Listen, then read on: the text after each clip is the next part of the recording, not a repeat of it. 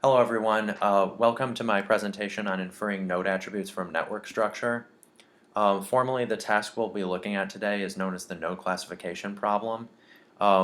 So given a network, the idea is that the nodes have certain attributes we're interested in, but there's some missing attribute information. So how can we actually use the network structure to infer these missing attributes? So an early approach from all the way back in 2010 is a sort of algorithmic approach for this attribute inference task. The idea is to identify graph communities and then infer the node attributes based on their community membership. To do this, the authors present a new metric known as normalized conductance. And so all you need to know about this metric is that essentially the normalized conductance of a certain subset of the graph's nodes essentially measures the degree to which that subset of nodes is sort of tightly interconnected and clustered together. So the approach itself goes like this. We initialize a community A as all of the nodes that we already know have an attribute X, and we'll define B to be all of the other nodes. And then we calculate the normalized conductance of A, and then iteratively and greedily move nodes from B to A such that they maximize the normalized conductance of A. So the idea here is that as we iterate, we are adding new nodes to A that sort of increase the interconnectedness of A as a community. And simply we terminate when we no longer can increase this normalized conductance metric. So after termination, all of the nodes that we moved into A, we infer to also share attribute X because they're a part of this tightly knit community. The authors evaluate this approach on a Facebook network of Rice University, where the attributes that they're trying to infer are the student's college major and year. So here are some figures showing the results. The author's approach is shown as the orange lines, and essentially each of these graphs shows as you increase the proportion of users for whom you know the attribute information, what's the classification performance on the remaining users' attributes. And so it's sort of surprising that even with such a simple approach, you can actually get really high performance even with only knowing like 20 or 30% of the user information. So now we'll move to more modern techniques for node classification.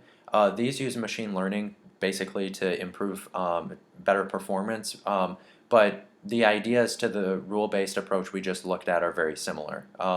So one of the themes of these approaches is essentially instead of operating directly on the graph, we try to create a vector representation of each node that encodes that node's position and of the graph and the graph structure.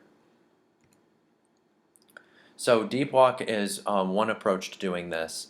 The idea is we initialize each vector representation of each node with random values, and then we update these representations to encode the network structure by randomly sampling these random walks over the network. And then for each node in each random walk, we update the vector representation by inputting it into a neural classifier that attempts to classify what the surrounding nodes in the walk are. And so because we're essentially updating this vector representation to predict the surrounding nodes, the vector representation will essentially learn to encode the network structure and the position of the node in the structure itself. So similarly, graph convolutional network does this sort of node embedding approach as well. It's a more modern technique, however, and I think it's even more straightforward.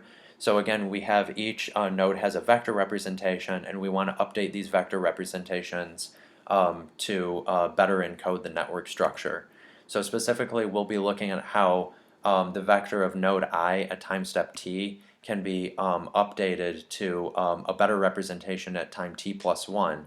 And this is done pretty simply by aggregating together the vector representations of of all the neighboring nodes, and then doing some nonlinear transform, and that's it. That's how you get the updated vector representation for this node.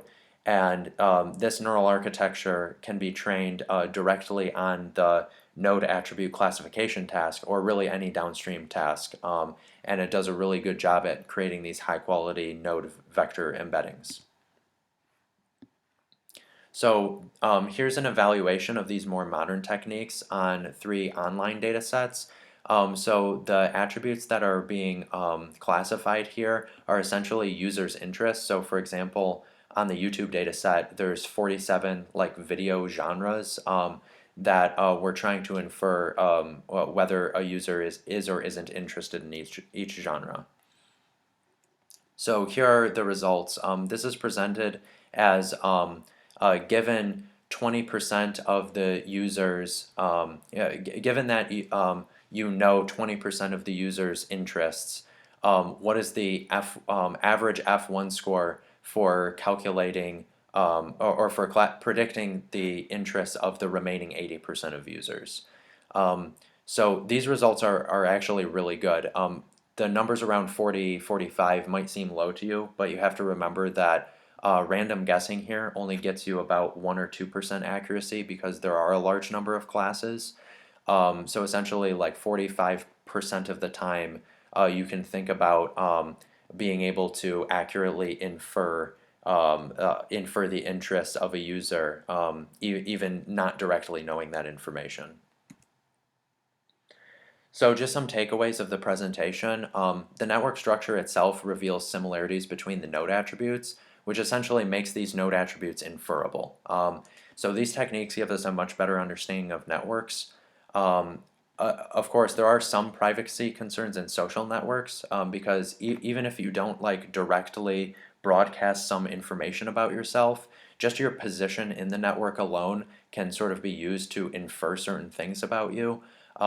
But you know, even given that danger, the line of work is extremely exciting because this has a high degree of power to being able to sort of recover information that isn't directly there just based on the structure of the network alone. So thank you for listening. Here are the references.